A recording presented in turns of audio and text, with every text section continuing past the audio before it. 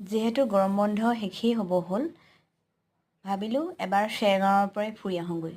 কথামতেই কাম, সপৰিয়ালে আহি আজি ইয়ঞ্জিৰ লিট্ৰেট ফাৰ্মষ্টেত উপস্থিত হ'লোহি।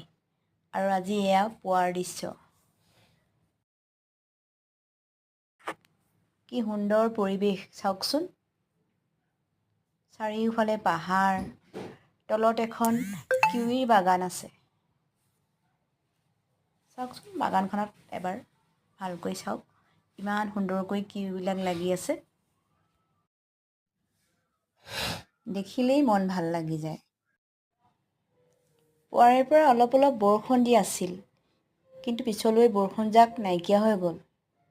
সুন্দৰ এটা ফৰকাল বতৰে দিনটোৰ আৰম্ভণি কৰিছে।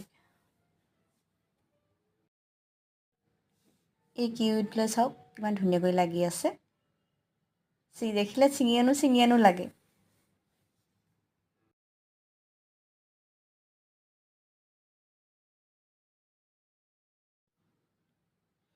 এই থোপাটো চাওকচোন, কিমান লাগি আছে একেলগে। আপোনালোকেও কেতিয়াবা ইয়ালৈ আহিব পাৰে। ইয়াত থকা খোৱাৰ সকলো সুব্যৱস্থা আছে। অকণো অসুবিধা নোহোৱাকৈ আপোনালোকে ইয়াত এদিন থাকি ইয়াৰ সৌন্দৰ্য উপভোগ কৰিব পাৰে।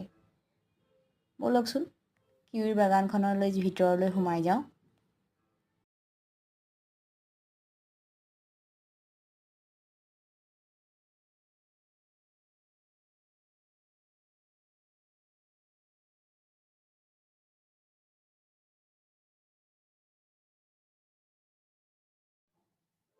বাগানখন চাই কেনে পালে বাৰু? জনাবলৈ নাপাহৰিব দেই। আজিলৈ আহোঁ। পুনৰ আকৌ এটা নতুন ভিডিঅ' লৈ আপোনালোকৰ মাজলৈ আহি আছোঁ। ধন্যবাদ।